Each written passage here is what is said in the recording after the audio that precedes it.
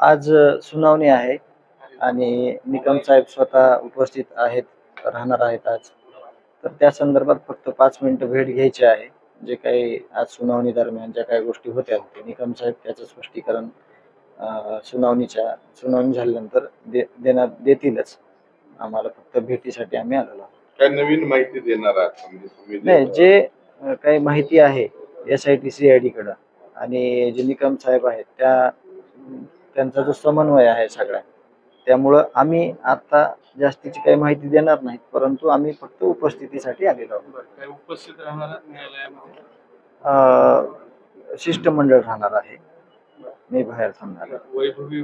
वैभवी येणार होती, परंतु तिची उद्या परीक्षा आहे म्हणून ती थांबली. आता मी आणि गावकरी आलेलो आहोत. मागच्या वेळेस पण तुमची भेट झाली, काय चर्चा झाली? चर्चा हीच होते की आम्ही फक्त न्यायाची मागणी करतोय. आम्हाला न्याय मिळाला पाहिजे आणि त्या दृष्टिकोनातून त्यांचं ते कामकाज चालू आहे. शिष्टमंडळच राहणार आहे उपस्थित. हा शिष्टमंडळ 4 महिने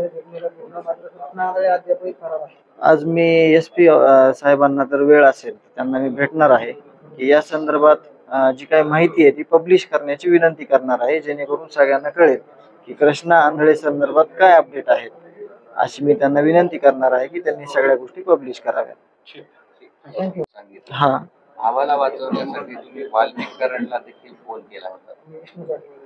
विष्णू चाटे जो त्याचं ऑफिस होतं राष्ट्रवादी काँग्रेस पक्षाचं, त्या पक्षा कार्यालयामध्ये हे बसत असल्या कारणानं आम्ही त्यांना फोन केलेला होता आणि ते सांगत होते की 20 मिनिटात सोडणार आहेत, 10 मिनिटात सोडतो, असे काही बोलत असताना त्यांनी ज्या काही गोष्टी घडल्या त्या दिवशी त्या खूप अत्यंत वेदनादायी आहेत आणि जे काही समोर माहिती आहे ज्या बाबतली आलेली ती समोर येणारच आहे कोर्टामध्ये. तुम्ही वाल्मिक कराडला पण फोन केला होता वाचवण्यासाठी? नाही, त्या संदर्भात आता मी काही ज्या गोष्टी आहेत त्या सल्ल्याने तुम्हाला सांगेल वेळोवेळी. आता मी त्यावर जास्त काही बोलणार नाही. सत्य तुम्ही जो जबाब आहे सगळं हा ते जे दिलेलं आहे ते सत्यच.